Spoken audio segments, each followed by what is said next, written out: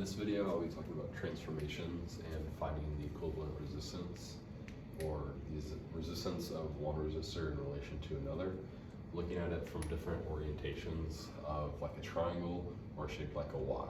Otherwise it could be a T if it's not directly like a Y. So for kind of common notation on these, if it's a Y, which is looking like the green inside of this, Y I always think of as a letter. So it's labeled in RA, RB, and RC going clockwise, with RA starting on the left. But common notation for the triangle, being that a triangle isn't a letter, that's when we use our numbers 1, 2, and 3, clockwise, starting from the left. 1, 2, and 3. So there's two different equations for these. There's one part that's consistently the same, but the rest you have to remember kind of the trick. So to go from the Y to your triangle, that would be dealing with letters.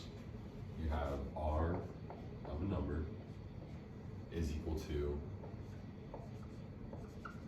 the sum of all of your products.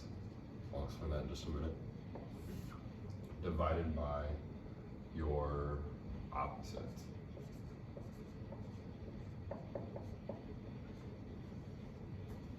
So what that means is that I have this number, and this number for resistance, and I'm going to take the sum of those three products. So this one, this, and this. I'm going to find the sum of all those products, and then I'm going to divide that by the one opposite of the resistor I'm looking for. So the resistor opposite I'm looking for is this one over here. And I find that relationship with the opposite by thinking about it in this big picture of the triangle with a Y in the middle of it. Because realistically, we only have 3 that we're being given, and you're thinking about trying to switch it to the other. So you're just thinking about this one would be the opposite of this one. It's just kind of like a diagram to help you picture it as far as like opposites or adjacents in this case. Because for going from triangle to Y, you actually need to have R of a letter in this case is equal to the adjacent times the adjacents divided by the sum of all your R's. So RA in this case that we're looking for would be the adjacents. What would be RA? We need to have the adjacents times the sum of all of our R's. So we're simply adding up all of our R's because we're given this, this, and this.